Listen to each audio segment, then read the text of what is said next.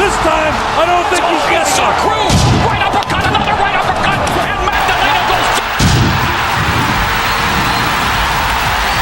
Hay algo que corre por las venas de México, algo que no se enseña, que no se aprende en ningún gimnasio ni en ninguna escuela, algo que viene de la tierra, del maíz, de las montañas, del dolor de siglos y del orgullo de un pueblo que jamás se arrodilla. Eso que corre por las venas de México tiene un nombre, y ese nombre es corazón, y no hay lugar en el mundo donde ese corazón se manifieste con más fuerza, con más verdad, con más brutalidad hermosa, que arriba de un cuadrilátero de boxeo. México no es un país que produce boxeadores. México es un país que produce guerreros, hombres que nacen en la pobreza, que crecen peleando contra la vida misma, que aprenden a recibir golpes antes de aprender a darlos, y que cuando suben a un ring lo hacen con la bandera tatuada en el alma, y con la certeza absoluta de que van a dejar la vida entre esas cuerdas si es necesario. No pelean por dinero, no pelean por fama, pelean porque es lo que son. Porque un mexicano arriba de un ring no es solo un peleador,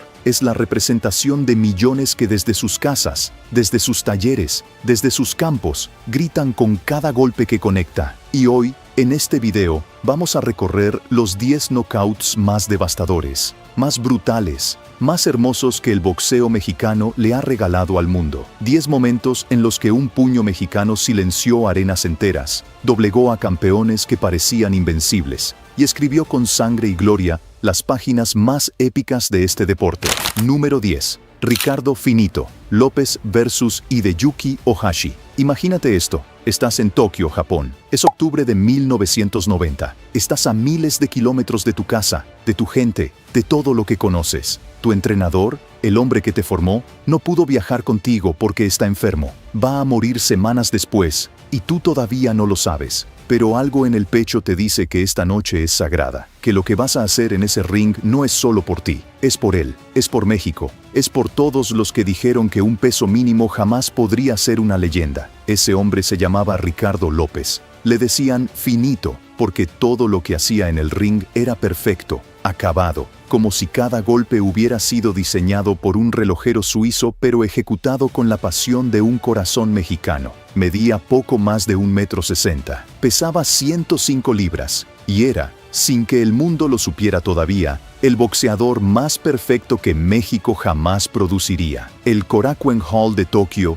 estaba lleno de japoneses que habían ido a ver a su campeón, Hideyuki Ohashi, defender su cinturón del Consejo Mundial de Boxeo. En Japón, ganarle a un campeón en su propia casa es prácticamente imposible. Todos lo sabían, los jueces lo sabían, el público lo sabía. El único que no lo sabía, o más bien, el único al que le importaba un carajo, era Ricardo López, porque Ricardo López no había cruzado el Pacífico para dar una buena pelea. No había dejado a su familia, a su entrenador moribundo, a su país entero esperándolo frente al televisor para regresar con una derrota decorosa. No, Ricardo López había cruzado el océano para hacer algo que solo los mexicanos saben hacer: ir a territorio enemigo y conquistarlo a puño limpio. Y desde el primer round se notó. Ohashi era un buen peleador, valiente, con orgullo japonés legítimo. Pero cuando recibió los primeros contragolpes de López, cuando sintió esa precisión milimétrica que no había sentido jamás en su carrera, algo cambió en sus ojos. El miedo apareció donde antes había confianza, porque Ricardo López no golpeaba como los demás. Ricardo López golpeaba como si cada puño fuera una sentencia dictada por un juez supremo del que no había apelación posible. En el cuarto round, un jab seguido de una recta de derecha mandó a Ohashi a la lona.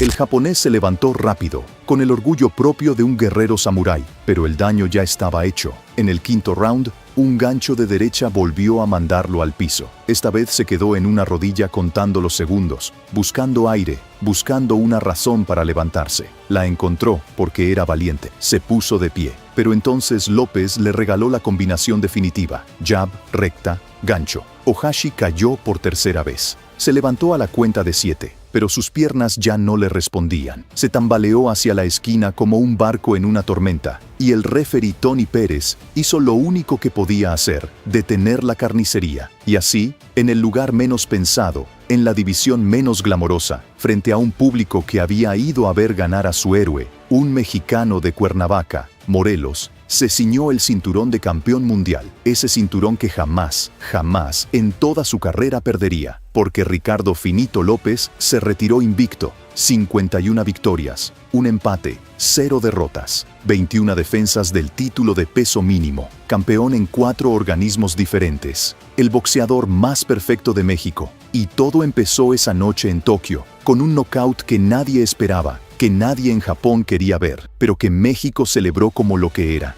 el nacimiento de una leyenda. ¿Sabes qué es lo más hermoso de esta historia? 34 años después, en septiembre de 2024, Ricardo López regresó al Korakuen Hall, y ahí lo esperaba Ohashi, que hoy es uno de los promotores más importantes de Japón, el hombre que maneja la carrera de Naoya Inoue. Se abrazaron en el mismo ring donde se habían enfrentado. Ohashi siempre ha dicho que Inoue aprendió a boxear viéndolo a él, pero que el estilo que Inoue replica es el de Ricardo López, el mexicano que fue a su casa y le cambió la vida para siempre. Y esto es solo el número 10. Quédate, porque lo que viene es mucho más intenso.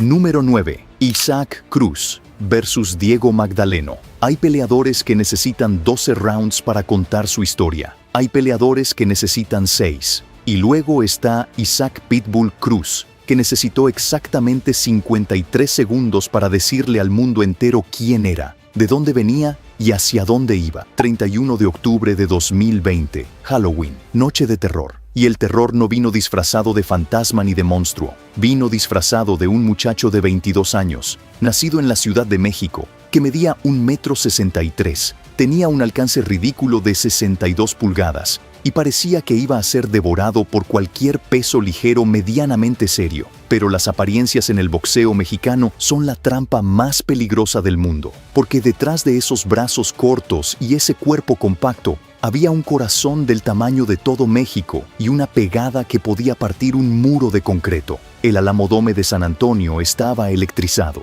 Era la primera cartelera con público en Estados Unidos durante la pandemia. 11,000 almas habían ido a ver a Gervonta Davis contra Leo Santa Cruz. A nadie, absolutamente a nadie, le importaba la pelea de apertura del pay-per-view. Un tal Isaac Cruz contra un veterano llamado Diego Magdaleno. Pelea de trámite, pensaban, relleno para calentar la noche. Y entonces sonó la campana. Y lo que pasó a continuación no pertenece al boxeo, pertenece a la categoría de fenómenos naturales, terremotos, tsunamis, erupciones volcánicas. Isaac Cruz salió de su esquina como si alguien hubiera abierto la jaula de un animal salvaje. No caminó, no trotó, no tanteó, corrió hacia Magdaleno con una furia que parecía acumulada durante generaciones enteras de mexicanos que nunca tuvieron la oportunidad de pelear por algo. Antes de que pasaran 30 segundos, un uppercut de derecha arrancó a Magdaleno de la realidad. Cruz throws 68 punches. Oh, look what he did already. Definitely not in cruise control. El veterano cayó a la lona sin entender qué había pasado. Se levantó porque todavía le quedaba algo de orgullo profesional. Pero volver a ponerse de pie contra Isaac Cruz en ese estado era como pararse en medio de una autopista a medianoche. Apenas transcurrieron 20 segundos más cuando Cruz volvió a soltar una ráfaga de golpes con Magdaleno contra las cuerdas. 2 uppercuts de derecha consecutivos lo mandaron al piso por segunda vez. Esta vez el referee ni siquiera contó, no hacía falta, 53 segundos. Eso fue todo, 21 golpes conectados de 31 lanzados. 20 de esos 21 fueron golpes de poder. Magdaleno no supo qué lo golpeó. La gente en el Alamodome se puso de pie sin entender completamente lo que acababa de presenciar. Habían ido a ver a Gervonta Davis y se encontraron con un huracán mexicano que acababa de presentar su tarjeta de visita al mundo del boxeo con la sutileza de una granada de mano. Isaac Cruz, el Pitbull de México.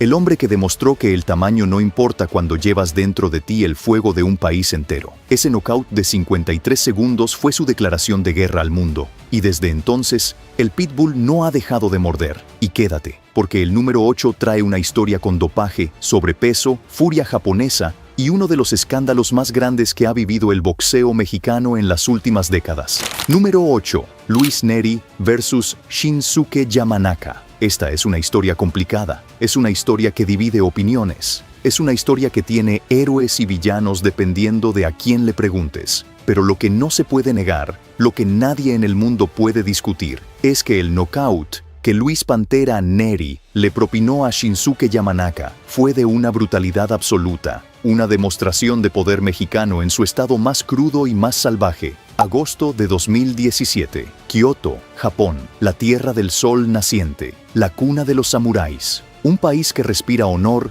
disciplina, perfección. Y ahí, en medio de todo ese protocolo milenario, aterrizó un muchacho de 23 años nacido en Tijuana, la frontera más caliente del mundo, la ciudad donde México termina y donde el sueño americano empieza. Luis Neri no conocía el protocolo, no conocía la reverencia. Lo único que conocía era una cosa: cómo hacer pedazos a otro ser humano arriba de un cuadrilátero. Shinsuke Yamanaka era una leyenda viva en Japón.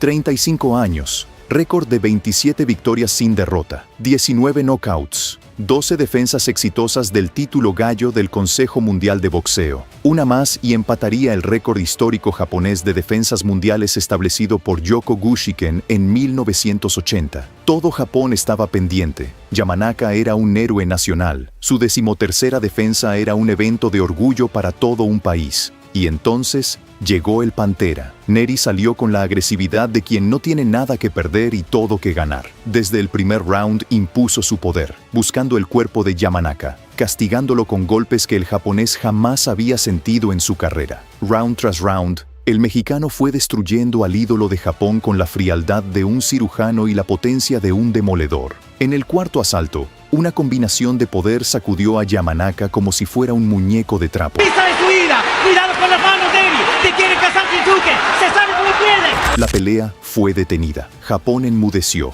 Un silencio sepulcral cayó sobre la arena mientras un mexicano celebraba con el cinturón que le acababa de arrancar a su héroe. Ahora viene la parte oscura. Días después, se supo que Neri había dado positivo por silpaterol en una prueba antidopaje. El mundo se le vino encima. Japón estaba furioso. La prensa japonesa lo destrozó. El CMB investigó y determinó que se trataba de carne contaminada, algo que pasa frecuentemente en México por el uso ilegal de clenbuterol en el ganado. Neri fue absuelto, pero se ordenó una revancha inmediata. Y aquí es donde la historia se vuelve todavía más caótica. En marzo de 2018, para la revancha en Tokio, Neri no dio el peso. Llegó a la báscula marcando 123 libras, 5 por arriba del límite de 118. Lo intentó de nuevo 2 horas después y solo bajó a 121. Fue despojado del título ahí mismo, en la báscula, frente a las cámaras de toda Japón. Yamanaka,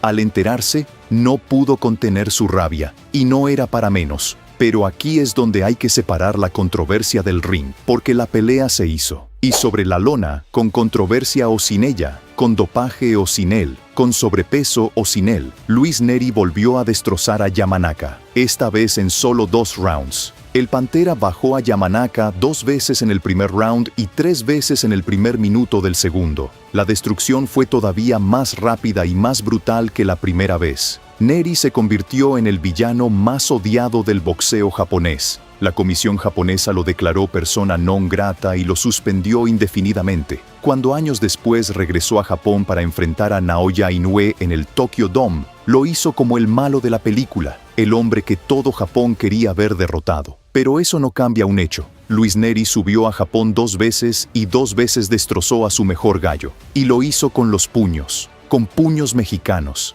Y el siguiente número es pura elegancia, pura técnica, puro arte mexicano. Quédate. Número 7. Eric Morales vs. Kevin Kelly. Si el boxeo fuera una obra de teatro, Eric el Terrible Morales sería el actor principal, el director, el guionista y el que manda callar al público cuando habla de más. Nacido en la zona norte de Tijuana, una de las colonias más bravas de una de las ciudades más bravas de México, Morales fue moldeado por su padre José, un exboxeador que metió a su hijo al ring a los 5 años. A los 16 ya era profesional, a los 21 ya era campeón mundial, y a los 24, cuando se enfrentó a Kevin Kelly aquella noche de septiembre del año 2000, ya era considerado uno de los mejores peleadores del planeta. El Paso, Texas. Una ciudad que es mitad mexicana, mitad americana, 100% boxeadora. El público esa noche era mayoritariamente mexicano, gente que había cruzado el puente desde Ciudad Juárez para ver a su ídolo. Morales acababa de dejar vacante su título Super Gallo del CMB después de 9 defensas exitosas para subir a peso pluma. Solo llevaba una pelea en la nueva división, y ya le estaban poniendo enfrente a Kevin Kelly, un ex campeón de 33 años con puños peligrosos y la experiencia de quien ha estado en las guerras más duras del boxeo estadounidense. Pero Morales no le tenía miedo a nadie, literalmente a nadie. Y esa noche lo demostró de una manera que debería ser enseñada en las escuelas de boxeo como ejemplo de lo que significa dominar a un rival con maestría absoluta. Desde el primer round, Morales estableció su ritmo, jab preciso, movimiento lateral, contragolpe demoledor. Kelly intentaba presionar, pero cada vez que avanzaba se encontraba con un muro de golpes que lo hacía retroceder. En el quinto round, un derechazo preciso mandó a Kelly a la lona por primera vez. El estadounidense se levantó con el orgullo herido pero con las piernas temblando, y entonces llegó el séptimo round. Morales volvió a derribar a Kelly, y lo que siguió a continuación fue una obra maestra de la destrucción. Kelly quedó atrapado contra las cuerdas, sin espacio para moverse, sin aire para respirar, sin esperanza para sobrevivir. Y Morales, con la frialdad de un francotirador, le conectó 5 uppercuts consecutivos, cada uno más potente que el anterior, cada uno más preciso, cada uno más devastador. Kelly estaba sostenido únicamente por las cuerdas, como un títere al que le cortaron los hilos. Un sexto uppercut aterrizó en su mandíbula y el referee corrió a detener la masacre. 6 uppercuts, uno detrás del otro, sin respuesta, sin piedad, sin lugar a dudas sobre quién era el mejor peleador en ese ring y quién era el mejor peleador del mundo en ese peso. Eric Morales ganó el título interino pluma del CMB esa noche, el segundo cinturón mundial de una carrera que eventualmente le daría 4 títulos en 4 divisiones diferentes, convirtiéndolo en el primer mexicano en lograr semejante hazaña. Y 5 meses después de esa noche contra Kelly, Morales se enfrentaría a Marco Antonio Barrera en la primera pelea de la trilogía más sangrienta, más épica, más mexicana que ha visto el boxeo mundial. Pero esa es otra historia. Lo que viene en el número 6 es guerra pura. 2 mexicanos, 2 campeones invictos, un solo ring. Quédate. Número 6. Carlos Zárate versus Alfonso Zamora. Cierra los ojos un momento e imagina esto. Es 1977. México vive su época dorada en el peso gallo. Y hay 2 hombres, 2 mexicanos, 2 campeones mundiales, que entre los dos suman 74 victorias sin derrota y 73 knockouts. Lee eso otra vez. 73 knockouts en 74 peleas. Eso no es un récord, eso es una sentencia de muerte para cualquiera que se atreva a subir al ring contra alguno de ellos. De un lado, Carlos Cañas Zárate, el orgullo de Tepito, el barrio bravo,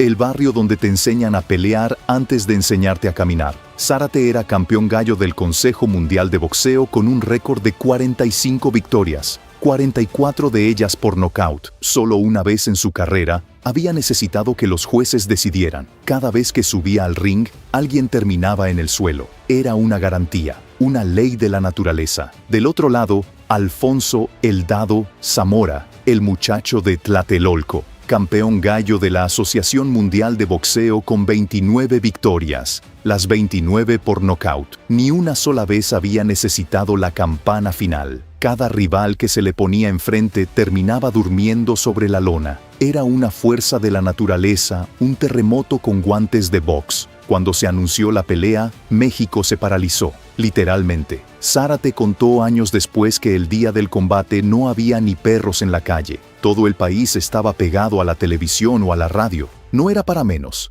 Era como si 2 volcanes estuvieran a punto de chocar. Todos sabían que alguien iba a caer noqueado. La única pregunta era quién, pero la rivalidad iba más allá del ring. Ambos habían sido entrenados por el legendario Arturo Cuyo Hernández, pero el Cuyo vendió el contrato de Zamora al padre del peleador, Alfonso Zamora padre, y desde ese momento, los equipos se declararon la guerra. Zamora padre odiaba a Hernández con una pasión que envenenaba todo lo que tocaba. Y esa noche, en el Forum de Inglewood, California, Ese odio iba a explotar de la manera más salvaje posible. Antes de la pelea, ambos hicieron predicciones. Zárate dijo que acabaría en el sexto round. Zamora prometió que noquearía en el octavo. Los dos estaban equivocados. Ninguno de los dos llegó tan lejos. La campana sonó y la primera sorpresa no vino de los peleadores. Apenas había pasado un minuto cuando un hombre, aparentemente borracho, saltó al ring e intentó atacar a uno de los boxeadores. 5 policías lo sacaron a la fuerza mientras los peleadores se miraban fijamente,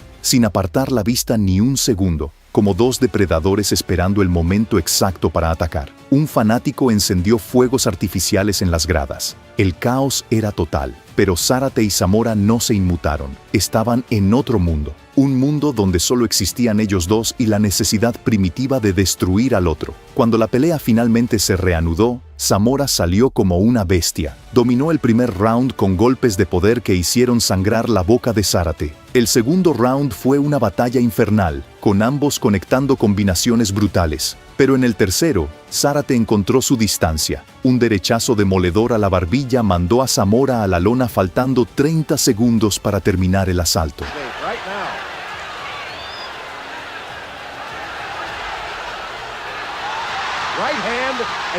Zamora se levantó temblando. La campana lo salvó, pero en el cuarto round no hubo salvación posible. Zárate salió de su esquina sabiendo que el momento había llegado. No le importaba recibir golpes. Solo quería aterrizar los suyos. Derribó a Zamora una vez. Zamora se levantó. Lo derribó de nuevo. Zamora se levantó otra vez, pero ya no estaba ahí. Sus ojos estaban vacíos. Sus piernas eran de gelatina. Y antes de que pudiera caer por tercera vez, su padre tiró la toalla desde la esquina. La toalla voló por el aire y cayó directamente sobre la cara de su hijo inconsciente. La imagen es desgarradora y poética al mismo tiempo. Pero el drama no terminó con la pelea. Alfonso Zamora padre saltó al ring como un toro enfurecido y corrió a golpear a Arturo Cuyo Hernández. Lo acusaba de haber puesto una sustancia irritante en los guantes de Zárate. La policía antidisturbios tuvo que intervenir para separar a los dos hombres mientras las gradas se convertían en un polvorín de fuegos artificiales y gritos. El caos fue total. Fue una noche de locura, de pasión desbordada, de todo lo que hace grande al boxeo mexicano. Zárate se convirtió en héroe nacional. Zamora nunca se recuperó.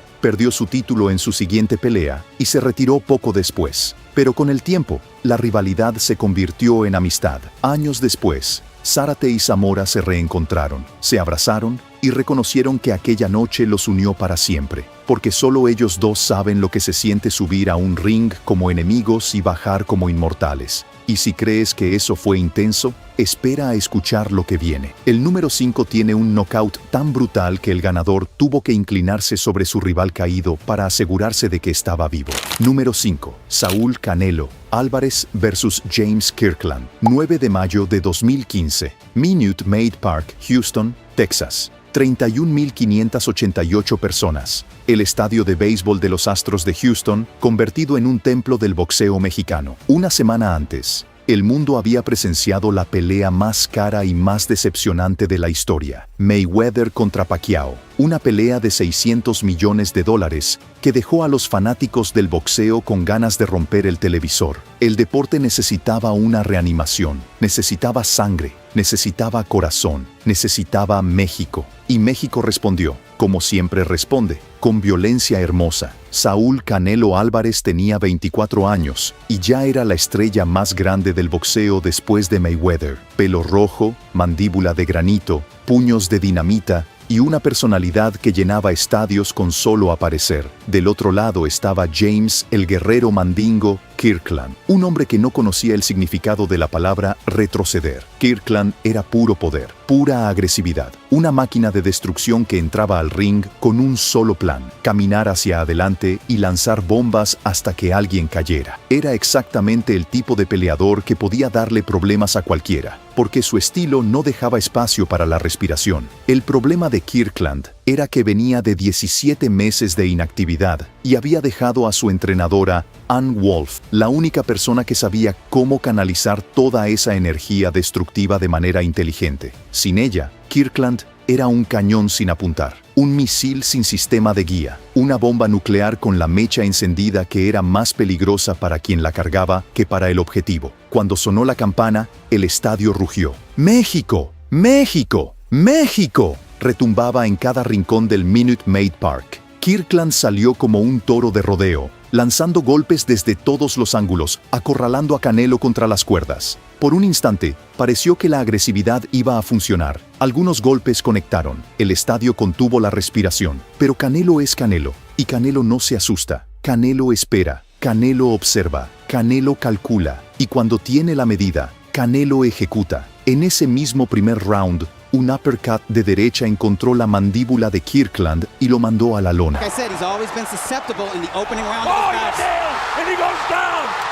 El estadounidense se levantó tambaleando. La campana lo salvó. El segundo round fue más de lo mismo. Kirkland atacando con el corazón y Canelo respondiendo con la inteligencia. Y en el tercer round llegó el apocalipsis. Kirkland, herido pero todavía peligroso, lanzó una ofensiva. Tuvo un breve momento de éxito, pero entonces un counter uppercut de derecha lo derribó por segunda vez. Se levantó a la cuenta de 7. El referee John Shorle le miró a los ojos y le dijo 3 palabras: muéstrame algo. Kirkland no tuvo tiempo de mostrar nada. Canelo se acercó como un depredador que huele la sangre. Arrinconó a Kirkland contra las cuerdas. Fingió un jab al cuerpo con la izquierda. Kirkland bajó las manos para bloquear, y entonces, con la precisión de un cirujano y la potencia de una locomotora, Canelo lanzó un derechazo recto que impactó de lleno, en la mandíbula de Kirkland. El sonido fue seco, definitivo, mortal. Kirkland giró completamente sobre su eje,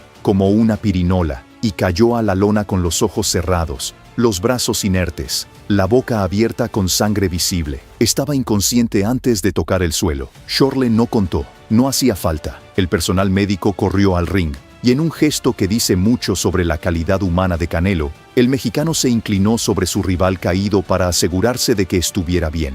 Porque un guerrero mexicano sabe destruir, pero también sabe respetar. Ese knockout fue elegido por ESPN como el mejor del año 2015. Y no fue una decisión difícil, fue un golpe perfecto, una obra maestra de la destrucción ejecutada ante más de 30,000 personas que enloquecieron de tal manera que parecía que el estadio iba a colapsar. Ese es el poder de México en el boxeo. Un golpe, un solo golpe, y el mundo se rinde, y ya estamos llegando a la mitad del ranking. Lo que viene a partir de aquí son los knockouts que definieron eras enteras del boxeo mexicano. Quédate, porque el número 4 tiene un knockout a falta de 2 segundos para el final que cambió la historia del deporte para siempre. Sí, estoy hablando de esa pelea. Número 4, Julio César Chávez versus Meldrick Taylor. Hay peleas, hay grandes peleas, hay peleas del año. Y luego hay peleas que trascienden el deporte, que trascienden el tiempo, que se convierten en leyenda con cada año que pasa y que serán contadas de generación en generación hasta que el último ring del mundo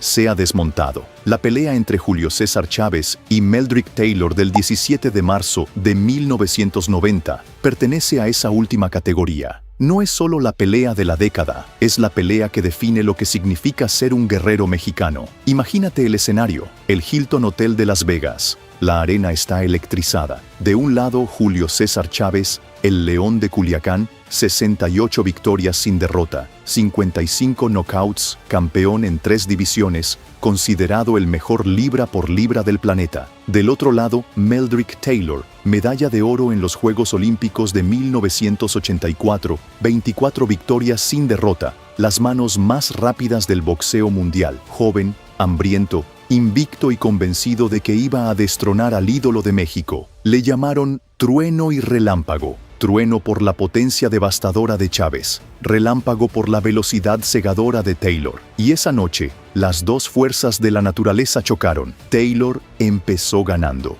Hay que decirlo con honestidad, porque la honestidad es lo que hace grande a esta historia. El estadounidense estaba boxeando la pelea de su vida. Su velocidad era un problema enorme para Chávez. Se movía, conectaba combinaciones de 3 y 4 golpes. Se salía del rango antes de que el mexicano pudiera responder. Las tarjetas se abrían a favor de Taylor. 2 jueces lo tenían arriba, 107-102 y 108-101. El tercer juez daba ventaja a Chávez por 105-104, pero era el único. Taylor estaba ganando la pelea. Estaba a punto de lograr lo que muchos consideraban imposible: derrotar al invencible Julio César Chávez. Necessary chance to get back into this.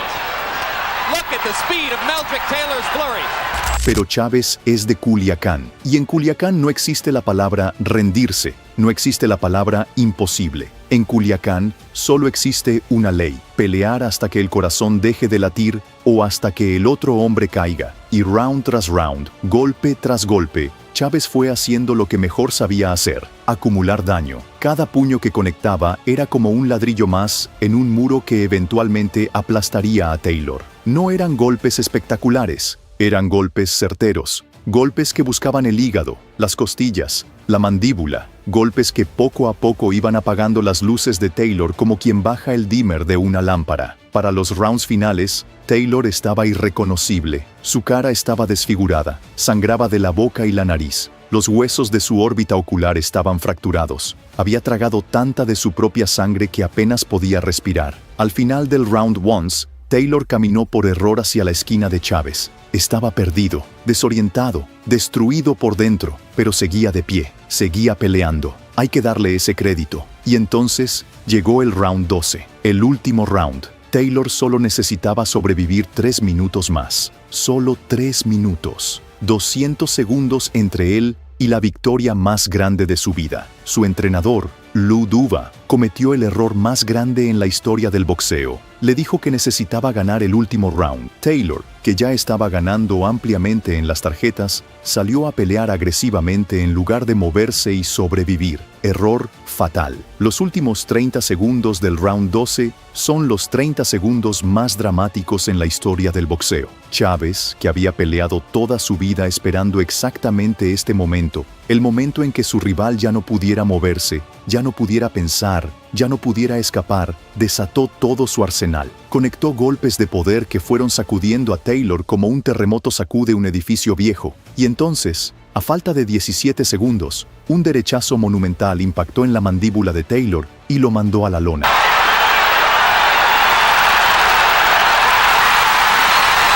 Taylor se levantó. Dios sabe cómo, pero se levantó. Sin embargo, sus ojos estaban vacíos. Su cuerpo estaba presente, pero su mente estaba en otro planeta. El referee Richard Steele le preguntó si podía continuar. Taylor no respondió. Estaba mirando hacia su esquina, donde Duva ya se había subido al borde del ring. Steele lo miró a los ojos y no vio a un peleador. Vio a un hombre que estaba a punto de sufrir un daño irreversible, y tomó la decisión más valiente y más controversial en la historia del arbitraje deportivo. Detuvo la pelea, a falta de 2 segundos. 2 segundos. 120 fotogramas de película. Un parpadeo. La diferencia entre la victoria y la derrota. La diferencia entre la gloria y la tragedia. México explotó. Chávez cayó de rodillas, llorando, abrazando a su esquina. Era su victoria número 69 sin derrota. Pero más que eso, era la confirmación de lo que todo México siempre ha sabido, que un mexicano puede estar perdiendo 11 rounds, puede estar sangrando, puede estar al borde del abismo, pero jamás, jamás se rinde. Y si le das una oportunidad, por pequeña que sea, por mínima que parezca, un mexicano la tomará y la convertirá en victoria. Taylor nunca fue el mismo. El periodista William Nack escribió que su mejor momento como peleador fue literalmente golpeado fuera de él esa noche.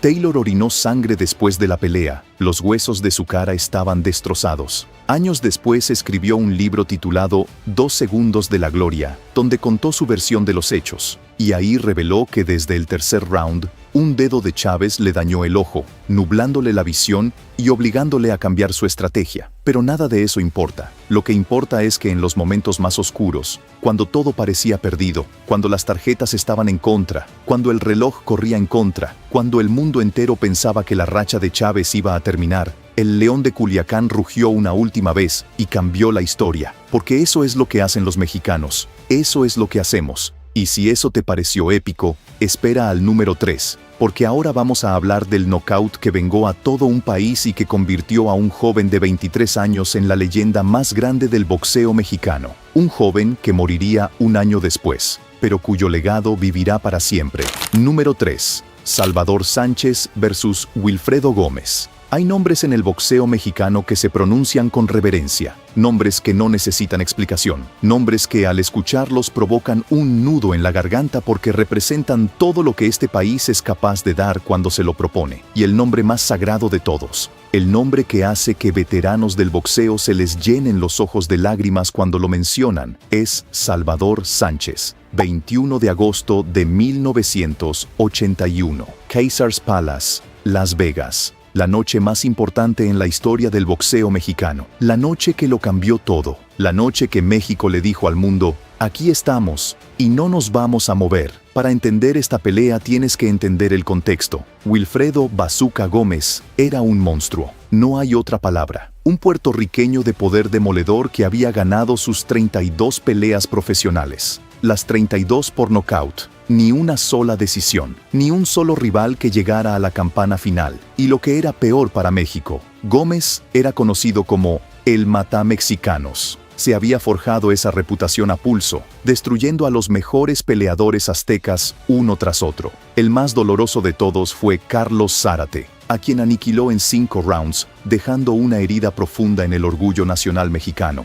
Gómez subía de peso super gallo a peso pluma para retar al campeón del CMB, Salvador Sánchez. Y aquí viene lo que enciende la sangre. Gómez no solo venía a ganar, venía a humillar. Antes de la pelea, se dedicó a provocar a Sánchez de todas las maneras imaginables. Fue al vestidor del mexicano antes de la pelea para pedirle una foto y decirle que se la tomara para recordar cómo era su cara antes de que él se la destrozara. Declaró en televisión puertorriqueña que Sánchez era un don nadie, el rival más débil de toda su carrera, y que lo noquearía en 8 rounds. Su orquesta, que lo acompañaba al ring, les cantaba burlas a Sánchez. Le cantaban algo como ¡ay Salvador! ¡Ay Salvador!, en tono de lamento, como quien le canta a un muerto. Sánchez escuchó todo, vio todo, aguantó todo, con la serenidad de un volcán que está a punto de entrar en erupción pero que todavía no muestra ni una columna de humo. Cuando los periodistas le preguntaban por las provocaciones, respondía con calma, yo voy a responder arriba del ring, nada más.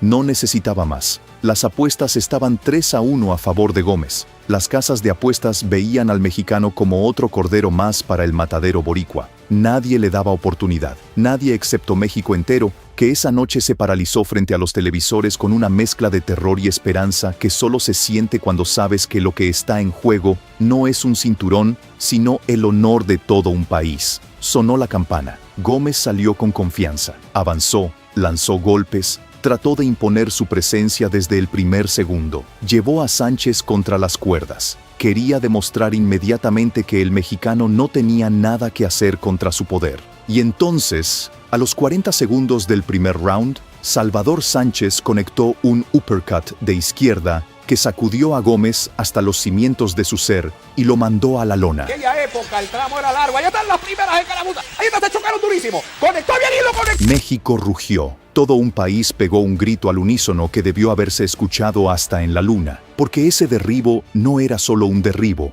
era la respuesta a años de humillación. Era la venganza por Zárate. Era la declaración de que este mexicano no era como los demás. Este mexicano no iba a caer. Este mexicano había venido a hacer historia. Gómez se levantó. Hay que reconocerlo. Era un guerrero legítimo. Se levantó y siguió peleando, pero algo había cambiado en sus ojos. La arrogancia había sido reemplazada por la incertidumbre. Y Sánchez lo sabía, lo sentía, lo olía como un lobo huele la sangre. Los siguientes rounds fueron una batalla campal. Gómez tuvo sus momentos, especialmente entre el tercer y el sexto round, donde conectó golpes peligrosos. En el séptimo, conectó una combinación derecha-izquierda que levantó parcialmente a Sánchez del suelo. Pero el mexicano sacudió la cabeza, escupió sangre y siguió adelante. Porque los mexicanos no retroceden, los mexicanos no se caen, los mexicanos absorben el dolor y lo devuelven multiplicado por 1000. Y en el octavo round, Salvador Sánchez escribió su nombre en la eternidad. Con el ojo derecho de Gómez prácticamente cerrado, con el boricua visiblemente agotado y lastimado, Sánchez conectó una recta de derecha que mandó a Gómez contra las cuerdas. Lo que siguió fue una andanada de golpes tan brutal, tan precisa, tan inmisericorde, que el público comenzó a gritar ¡olé! Con cada impacto. ¿En qué zona estamos? ¿En qué zona estamos, Juan Carlos? En zona Walking Dead, está noqueado, está... Gómez se fue a la lona. Se levantó, porque era valiente, pero su rostro era irreconocible, tumefacto, sangrando de la nariz y la boca, con los ojos cerrados por la inflamación. El árbitro Carlos Padilla miró ese rostro destruido y detuvo la pelea. México enloqueció. En las calles, en las casas, en los bares, en los pueblos más remotos, en las ciudades más grandes, un grito unánime sacudió al país entero. Salvador Sánchez había vengado a México, había derrotado al invencible, había callado al fanfarrón, había demostrado que ningún matamexicano existe cuando enfrente tiene a un verdadero guerrero azteca. En Puerto Rico,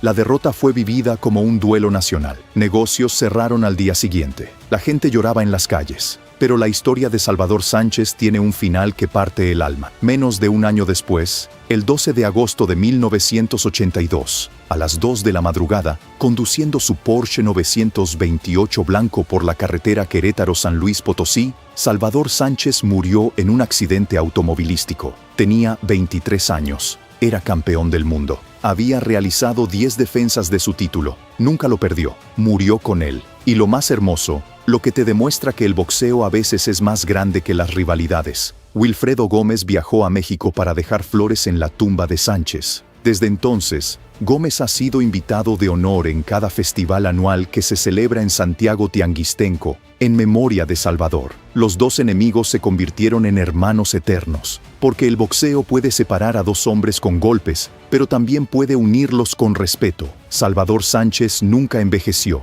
nunca perdió, nunca se apagó. Se fue en la cima, como una estrella fugaz que ilumina el cielo entero durante un instante y después desaparece, dejándote con la certeza de que viste algo irrepetible. Respira, porque lo que viene es todavía más fuerte. Número 2. Saúl Canelo Álvarez versus Amir Khan. Si el número 3 te hizo llorar de orgullo, el número 2 te va a hacer gritar de emoción, porque estamos hablando del knockout más cinematográfico, más espectacular, más viralmente compartido que el boxeo mexicano ha producido en el siglo XXI. 7 de mayo de 2016. T-Mobile Arena, Las Vegas. La primera cartelera de boxeo en la historia de ese recinto recién inaugurado. 16.540 espectadores. Un mar de banderas mexicanas. Un estadio que vibraba con los gritos de ¡Canelo, Canelo! Antes de que sonara la primera campana. Gennady Golovkin sentado en primera fila, esperando, observando, mandando un mensaje silencioso de que él era el siguiente. Del otro lado del ring, Amir Khan, un británico de origen pakistaní, con unas manos que parecían de mercurio líquido. La velocidad de Khan era un fenómeno de la naturaleza. Sus combinaciones eran tan rápidas que a veces las cámaras en cámara lenta tenían problemas para captarlas. Pero Khan había tomado la decisión más valiente y más temeraria de su carrera: subir 2 divisiones de peso, de welter a medio, para enfrentar al hombre más peligroso de 155 libras. Le ofrecieron $13 millones, pero no lo hizo por dinero, lo hizo porque quería demostrar que era un gran campeón. Y durante 5 rounds, casi lo logra. Khan boxeó una pelea magnífica. Su velocidad era un problema serio para Canelo. Le lanzaba jabs, combinaciones de 3 y 4 golpes. Se movía fuera de rango antes de que el mexicano pudiera contraatacar. El público mexicano estaba nervioso. Canelo no encontraba el ritmo. Las cámaras captaban la frustración en su rostro. Los comentaristas empezaban a sugerir que tal vez, solo tal vez, Khan tenía la fórmula para vencer al ídolo de Guadalajara. Pero los que conocen el boxeo mexicano sabían algo que los comentaristas no entendían. Un mexicano no necesita ganar todos los rounds. Un mexicano solo necesita un momento, un instante, una fracción de segundo en que su rival baje la guardia, se confíe, se relaje. Porque cuando ese momento llega, un mexicano lo convierte en eternidad. Y ese momento llegó en el 6º round. Canelo había sido paciente. 5 rounds de paciencia. de observación, de recibir golpes rápidos que no le hacían daño real pero que le estaban costando rounds en las tarjetas. Pero Canelo no peleaba para ganar por puntos. Canelo peleaba para hacer algo que ningún juez puede medir con un lápiz: destruir a su rival con un solo golpe. En el quinto round, los golpes al cuerpo de Canelo empezaron a hacer efecto. Khan se movía un poco más lento. Sus pies ya no bailaban con la misma soltura. Y en el sexto, la velocidad que había sido su salvación se convirtió en su condena, porque Khan empezó a quedarse un poco más cerca, un poco más tiempo dentro del rango de Canelo. Y eso, contra Canelo Álvarez, es como jugar con fuego dentro de un almacén de pólvora. Y entonces sucedió. Canelo fingió un jab de izquierda, un movimiento sutil, apenas perceptible, pero suficiente para que Khan, instintivamente, bajara ambas manos para bloquear lo que pensó que sería un golpe al cuerpo. Sus manos bajaron, su mandíbula quedó expuesta, y en ese microsegundo, en esa ventana de tiempo que solo existe para los genios del boxeo, Canelo lanzó un derechazo directo.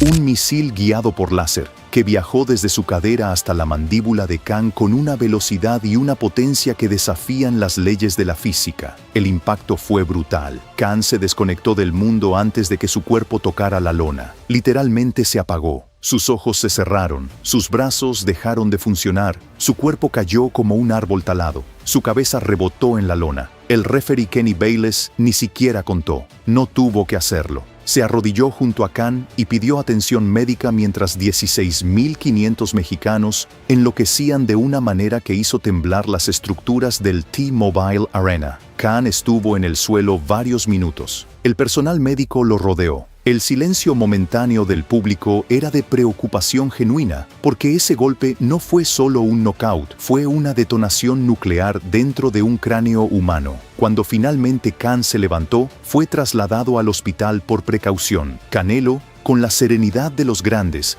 se acercó al micrófono y dijo algo que resume perfectamente lo que significa ser un peleador mexicano. ¡Viva México! Y luego miró directamente a Golovkin, que estaba sentado en primera fila con los ojos como platos, y añadió: «Lo pelearé cuando quieran». Ese knockout le dio la vuelta al mundo. Se compartió millones de veces en redes sociales. Se analizó cuadro por cuadro en programas de televisión de 20 países. Fue nombrado uno de los knockouts más espectaculares de la década y confirmó lo que todo México ya sabía, que Canelo Álvarez no es solo un boxeador. Canelo Álvarez es la continuación de una tradición de guerreros que empezó con Zárate, siguió con Salvador Sánchez, se perfeccionó con Chávez y que ahora lleva un pelirrojo de Guadalajara que se niega a perder. Y ahora sí, ya llegamos. El número 1, la cima de la montaña, el knockout más importante, más significativo, más patriótico, más glorioso que el boxeo mexicano ha producido jamás. Si te has quedado hasta aquí, te lo agradezco, pero lo que viene valió cada segundo de espera, porque el número 1 no es solo una pelea, es un momento que definió a un país.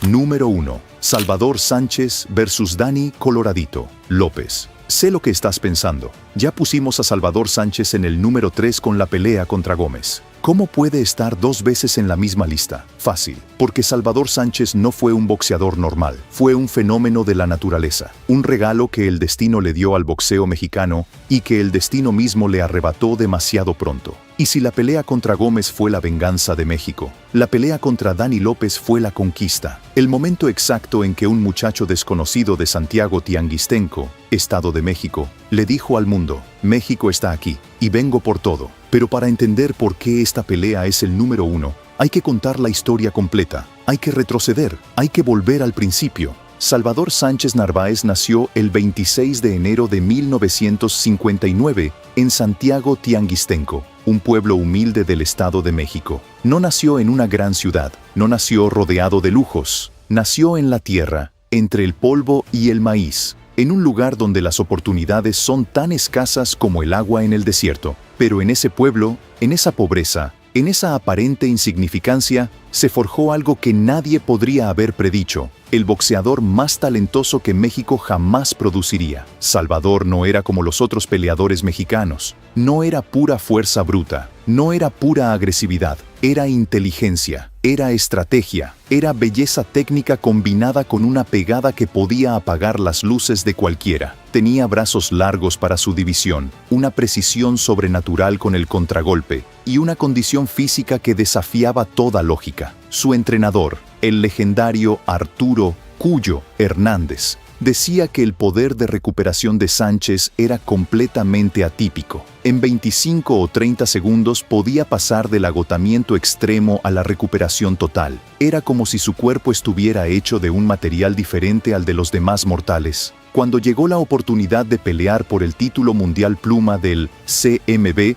contra Dani Coloradito López, nadie al norte de la frontera sabía quién era Salvador Sánchez. Absolutamente nadie. Dani López era el rey, un campeón querido en Estados Unidos, con un derechazo que podía noquear a un caballo, estrella habitual de la televisión nacional. Había defendido su título 8 veces, y todas las defensas habían terminado antes del límite. Era un destructor, un favorito abrumador. La primera pelea fue el 2 de febrero de 1980 en Phoenix, Arizona. Era la 9ª defensa de López. Otra formalidad, pensaban todos. Otro mexicano desconocido que iba a caer noqueado para que López sumara otra victoria a su colección. Pero desde el segundo round, quedó claro que esta pelea no iba a ser una formalidad. Sánchez era algo que López jamás había enfrentado. Un contragolpeador preciso que lo hacía fallar una y otra vez, y que lo castigaba cada vez que avanzaba. El mexicano se movía con la elegancia de un bailarín y golpeaba con la frialdad de un asesino profesional. Para el cuarto round, el ojo izquierdo de López estaba cerrado.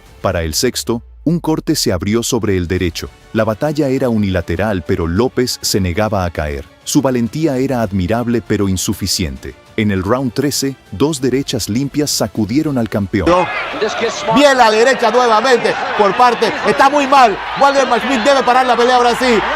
Y el árbitro detuvo la pelea. Salvador Sánchez era el nuevo campeón mundial de peso pluma del CMB. México tenía un nuevo ídolo, pero la historia apenas empezaba. Y aquí viene la segunda pelea. El 21 de junio de 1980, apenas 4 meses después, Caesars Palace, Las Vegas. La revancha que López había pedido a gritos. La oportunidad de recuperar su trono. La última bala en la recámara del Coloradito. Esta vez, el mundo estaba mirando. La primera pelea había sido tan dominante para Sánchez que los medios estadounidenses finalmente se habían dado cuenta de que este muchacho mexicano no era un accidente. Era real, era peligroso, era posiblemente el mejor pluma del mundo. López subió al ring con la determinación de un hombre que no tiene nada que perder. Y durante los primeros rounds, peleó mejor que en la primera pelea. Se movió más, lanzó más golpes, intentó imponer su poder con derechas que, cuando conectaban, hacían retroceder a Sánchez. Pero el mexicano era un genio del ring, absorbía los golpes que no podía esquivar, contragolpeaba con precisión mortal, y round tras round fue desgastando a López con un trabajo al cuerpo que era como agua cayendo sobre una piedra. Imperceptible al principio, devastador al final. La pelea se convirtió en una guerra de desgaste. López mostraba el corazón de un campeón verdadero, negándose a caer, negándose a dejar de lanzar golpes, negándose a aceptar que el hombre que tenía enfrente era simplemente mejor. Pero Sánchez era implacable. Su condición física era sobrehumana. Mientras López se cansaba, Sánchez parecía crecer. Mientras López se debilitaba, Sánchez se fortalecía. Era como si el mexicano se alimentara del sufrimiento de su rival, como si cada golpe que recibía le diera más energía en lugar de quitársela. Y en el round 14, Salvador Sánchez decidió que era suficiente. Una combinación izquierda-derecha sacudió a López hasta las entrañas. El Coloradito se tambaleó como un edificio en un terremoto. Y entonces, Sánchez desató una tormenta de golpes. Izquierda, derecha, izquierda, derecha. Cada golpe más preciso que el anterior, cada golpe más potente. López ya no podía defenderse, ya no podía moverse, ya no podía pensar. Estaba de pie solamente porque su orgullo de campeón se negaba a dejarlo caer. Pero el referee Mills Lane miró esos ojos vaciados de esperanza y detuvo la masacre.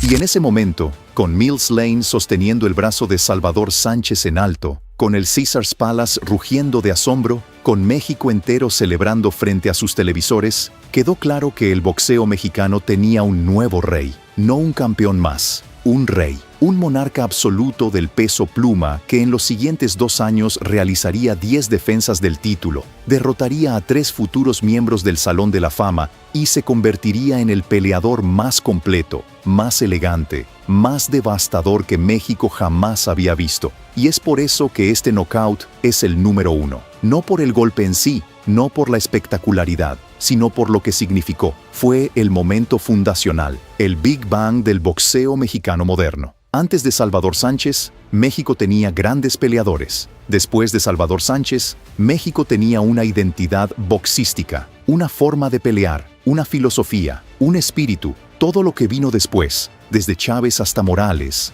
desde Barrera hasta Márquez, desde Canelo hasta el Pitbull Cruz, todo empezó en esas noches contra Dani López. Salvador Sánchez le enseñó a México que se podía ser inteligente y valiente al mismo tiempo, que se podía tener técnica y corazón, que un muchacho pobre de un pueblo pequeño podía conquistar el mundo si tenía la disciplina, la voluntad y el orgullo de llevar a México en el pecho. Y lo más desgarrador, lo que convierte esta historia en leyenda inmortal, es que Salvador Sánchez nunca envejeció. Se fue el 12 de agosto de 1982, a los 23 años, conduciendo su Porsche por una carretera oscura en la madrugada. Murió siendo campeón del mundo, murió invicto en su reino, murió joven, hermoso, en la cima absoluta de su carrera, como los dioses griegos, que nunca envejecen, que nunca se marchitan, que existen eternamente en su momento de máxima gloria. Y cada vez que un peleador mexicano sube a un ring, en cualquier parte del mundo, contra cualquier rival, por cualquier cinturón, lleva consigo un pedazo de Salvador Sánchez, porque él fue el primero, el original, el que abrió la puerta para que todos los demás pasaran, el que demostró que México no solo es grande en boxeo, México es el boxeo. Y ahí lo tienes. Los 10 knockouts más devastadores del boxeo mexicano, 10 momentos que definen lo que somos como país, 10 derechazos, 10 uppercuts, 10 combinaciones que cambiaron la historia del deporte, desde la perfección de Finito López en Tokio hasta la conquista de Salvador Sánchez en Las Vegas, desde la furia del Pitbull Cruz en 53 segundos hasta la resurrección de Julio César Chávez a falta de 2 segundos, desde la batalla de las 2 Zetas entre Zárate y Zamora hasta los puños nucleares de Canelo Álvarez. Estas no son solo peleas, son la biografía de un país escrita con puños. Son la demostración de que cuando un mexicano sube a un ring, no está solo. Lleva consigo a 130 millones de almas que gritan, que sufren, que celebran con cada golpe. Lleva la historia de un pueblo que aprendió a pelear antes de aprender a caminar. Lleva el orgullo de generaciones enteras que encontraron en el boxeo no solo un deporte, sino una forma de vida, una filosofía, una religión.